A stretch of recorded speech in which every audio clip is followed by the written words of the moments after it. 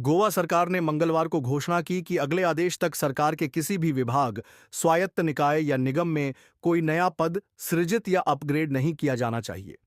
इसने सभी विभागों को चालू वित्त वर्ष के लिए बजटीय व्यय में 25% की कटौती करने का भी निर्देश दिया।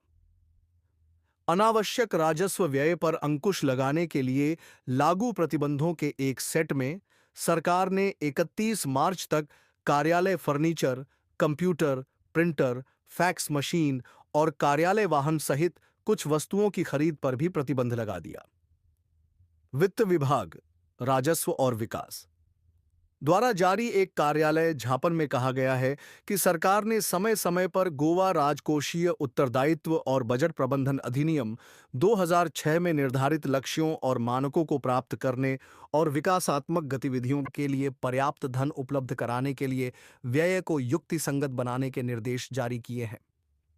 चालू वित्त वर्ष 2024 से 25 के लिए प्रत्येक वित्तीय विभाग ब्याज भुगतान, ऋण की चुकौती, वेतन और पेंशन के भुगतान को छोड़कर बजटीय राजस्व व्यय में 25% की कटौती करेगा।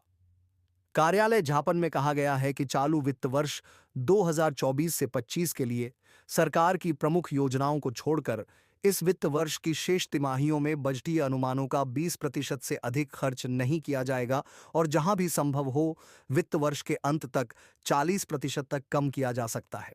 परिपत्र में कहा गया है कि व्यय को युक्तिसंगत बनाने के उपायों का उद्देश्य अनावश्यक व्यय पर अंकुश लगाना और पूंजी खाते के तहत विकास गतिविधियों के लिए धन उपलब्ध कराना और साथ ही संशोधित वेतन और बकाया के भुगतान का प्रावधान करना है। इसमें कहा गया है, वित्त विभाग विभागों को उनकी आवश्यकताओं का विवेकपूर्ण आकलन करके राजस्व खाते के तहत बचत को सरेंडर करने के लिए प्रोत्साहित करता है। अनावश्यक व्यय पर अंकुश लगाने के लिए 31 मार्च 2025 तक निम्नलिखित वस्तुओं की खरीद पर तत्काल प्रभाव से प्रतिबंध लगाने का आदेश दिया गया है। फर्नीचर, अलमारी और कार्यालय का सामान, बिजली, इलेक्ट्रॉनिक उपकरण, फिक्सचर,